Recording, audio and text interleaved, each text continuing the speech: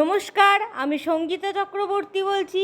বিভীষিকার রাত্রি চ্যানেলে আপনাদের সকলকে আরেকবার স্বাগত জানাই। আমার এই চ্যানেল কোনো রকমের কুসংস্কারকে প্রমোট করে না।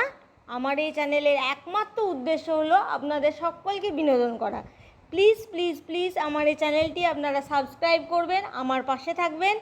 আর আপনাদের কাছে কোনো নতুন ঘটনা থাকলে আমার মেল আইডিতে লিখে পাঠাবেন। আমার মেল আইডি নিচে ডেসক্রিপশন বক্সে দেওয়া রয়েছে। চলুন আজকের ঘটনাটা শুরু করা যাক। আজকের ঘটনাটাও পাঠিয়েছে সুইটি দাস শিলিগুড়ি থেকে। আমাকে আগের দিনও সে একটা ঘটনা পাঠিয়েছিল, আজকেও এই ঘটনাটা সেই পাঠিয়েছে। ঘটনাটা হচ্ছে খিদের জ্বালা। যাই হোক, ঘটনাটা আমি যখন পড়েছি আমার খুব কষ্টও লেগেছে আর খুব ভয়ও পেয়ে গেছিলাম আমি। তা ঘটনাটা লিখেছে, এটা আমার খুব কাছের একটা ফ্রেন্ডের সঙ্গে ঘটেছে। যাই হোক দিদি, গল্পটা তুমি তোমার মতন করে পড়ে বলো। আমি গুছিয়ে ঠিক করে তোমায় লিখতে পারলাম না, তুমি ঠিক করে সাজিয়ে গল্পটা বলে দিও। ঠিক আছে সুইটি, তোমার ঘটনাটা আমি পড়ছি, নিজের মতন করে বলার চেষ্টা করছি, শুনে বলো ঘটনাটা তোমার কীরকম লাগলো। আমার বাবা পেশায় একজন রাঁধুনি। তিনি প্রথমে হোটেলে রান্না করেন, আর এমনি তার হোটেলে রান্না করাটাই তার মেন পেশা। তাছাড়াও তিনি ভোজ কাজেও রান্না করেন।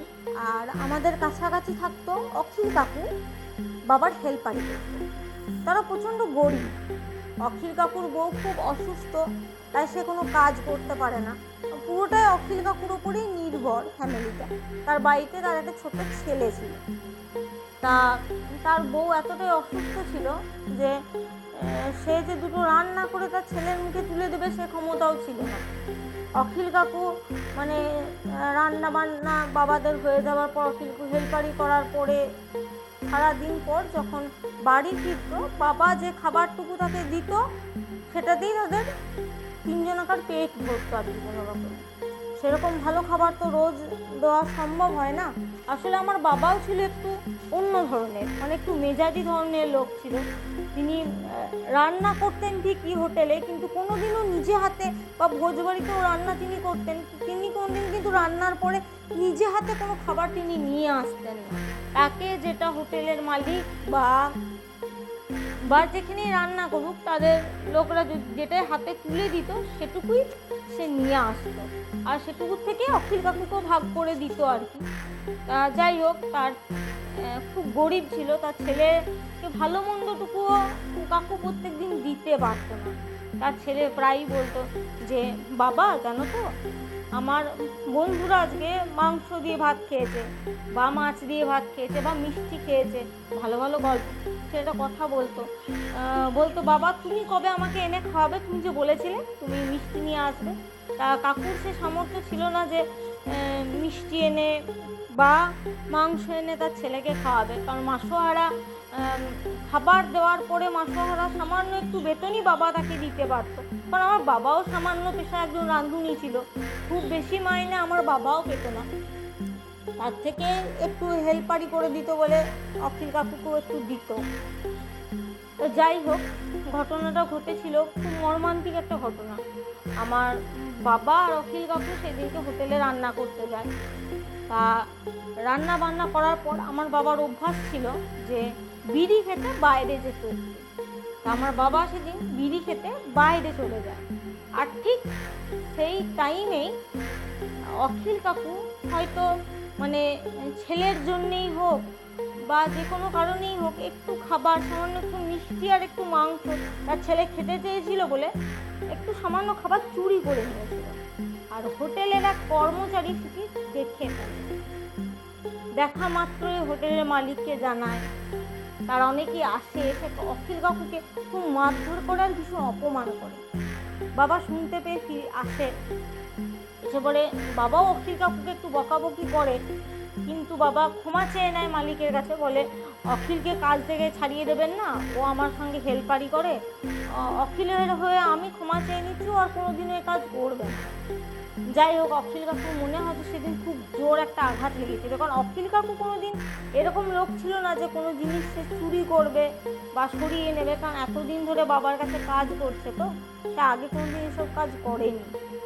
সেদিন হয়তো তার ছেলের জন্যই তিনি করতে বাধ্য হয়েছিলেন। যাই হোক, বাড়ি ফিরে আসার পথে তিনি বাবাকে বলে যে দাদা তুমি চলে যাও, আমি একটু পরে যাচ্ছি। বাবা আগে এগিয়ে যায়। অখিল কাকু একটা দোকান থেকে বিষ কিনে পুরো খাবারের মধ্যে মিশিয়ে বাড়ি নিয়ে যায়। তারা তিনজনাই সেটা ভাগ করে খায় আর তারা মারা যায়। আমরা পরের দিন সকালবেলায় খবর পাই যে অখিল কাকুর বউ আর তার ছেলে বিষ খেয়ে মারা গেছে। যাই হোক, আমার বাবা খুব কষ্ট পায়। মানে আমার বাবা তো জানতো যে কি ঘটনাটা ঘটেছে। অখিল হয়তো লজ্জায় দুঃখে সেদিনে কাজটা করে ফেলেছে, তা সেটা সে সহ্য করতে না পেরে সে হয়তো বিষ খেয়েছে। বাবা তাকে শ্মশানে পুড়িয়ে আসে, খুব কষ্ট পায়। বাবা 2-3 মাস নাগাদ আর কোনো রান্নার কাজে যেত না। ওই হোটেলের দিকে তো যেতই না, যে হোটেল থেকে অপমান করে অখিল কাকুর জীবন চলে গেল, অপমানিত হয়ে আর ওই হোটেলে বাবার কোনদিন যেত না। একটা রান্নার কাজ অনেক দিন আগেই বাবা ধরে ফেলেছিল, বিয়ে বাড়ির বায়না ছিল, তা বাবাকে সেই রান্নাটা করতে যেতে হয়, যেহেতু অনেক দিন আগের থেকে তারা বলে রেখেছিল। তাই বাবার যেরকম অভ্যাস সেরকম কাজ। রান্নার পরে বাবা বিড়ি খেতে বাইরে বেরোয়। আর যাদের বাড়িতে রান্না করেছিল বিয়ে বাড়িতে, তারা সকলেই জানে যে রান্নার পরে ঠাকুরমশাই থাকে না, সে বেরিয়ে যায়। তাই খাবারটা তারা গুছিয়ে দিয়েছিল বাবাকে একটা ব্যাগে। বাবা বিড়ি খাবে বলে ব্যাগটা তুলে নেয়, রান্নার ব্যাগটা, মানে যেখানে খাবার আছে খাবারের ব্যাগটা আর কি, সেটা তুলে নেয়। আর একটা বিড়ি ঠিক ধরাতে যাবে রাস্তার সামনে, মানে বিয়ে বাড়ি থেকে বেরিয়ে একটু রাস্তার সামনে বিড়িটা ধরাতে যাবে, আর দেখে অখিল কাকু বাবার সামনে দাঁড়িয়ে। বাবা মানে চমকে যায়, অখিল কি করে, মানে অখিল তো মারা গেছে, তাকে পুড়িয়ে এলাম, অখিল কি করে সামনে চলে এলো হট করে। আর তার ঠিক একটু দূরে তার বাচ্চা ছেলেটা, তার বউ দাঁড়িয়ে। কাকু একটু মৃদু গলায় বাবাকে বলে, দাদা খাবারটা দেবে না, ছেলেটার যে খুব খিদে পেয়েছে, অনেক দিন ধরে খাবার খায়নি, একটু খাবারটা দাও। বাবাকে সে খাবারটা এইভাবে চেয়েছিল মৃদু গলায়। বাবা ভয় পেয়ে গিয়ে সেখানেই বুকে প্রচণ্ড যন্ত্রণা ওঠে, একটু স্ট্রোকের মতন হয়ে যায়, ওইখানেই অজ্ঞান হয়ে পড়ে যায় বাবা। আশেপাশে বিয়েবাড়ির লোকরা পেরোচ্ছিল, তারা বাবাকে একটা স্থানীয় আমাদের এখানে হসপিটালে ভর্তি করে। তা বাবা কিছুদিন পর সুস্থ হয়ে যায়। হসপিটালে মা দেখতে যায়, বাবাকে জিজ্ঞেস করে যে তোমার তো কিছুই হয়নি, তুমি তো ভালোভাবে রান্না করতে গেলে, তোমার হট করে কি হলো যে তুমি এরকম অজ্ঞান হয়ে গেলে। তা তখন বাবা পুরো ঘটনাটাই মাকে খুলে বলে। যাই হোক, মা বাড়ি ফিরে আসে। বাড়ি ফিরে এসে জাস্ট ঘরে এসে কাপড় জামা ছাড়বে, হসপিটাল থেকে একটা ফোন আসে, বাবা নাকি মারা গেছে।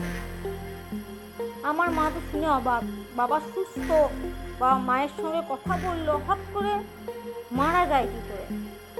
আমরা সবাই মিলে হসপিটাল গেলাম। তারপরে দেখি আমার বাবার মৃতদেহটা বেডের মধ্যেই পড়ে আছে, আর ডাক্তাররা বলা বলি করছে বাবা নাকি বিষ খেয়েছে। যাই হোক, ঘটনাটা খুব ভয়াবহ ছিল।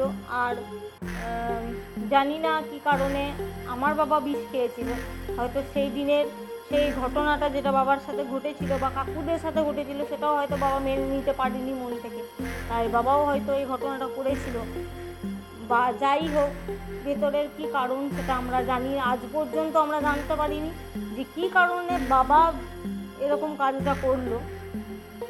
ঘটনাটা কেমন লাগলো স্মৃতি আমাকে নিশ্চয়ই জানাবে। আমি আমার মতন করে বললাম ঘটনাটা, এবার তুমি বলো তোমার ভালো লাগলে তুমি লাইক করো, আবার আমাকে ঘটনা পাঠাতে নিশ্চয়ই ভুলবে না। চ্যানেলে নিশ্চয়ই তুমি আবার ঘটনা পাঠাবে। আমার যদি তোমার ঘটনা ভালো লেগে থাকে, আমি অবশ্যই পড়ে শোনাবো। রাখছি।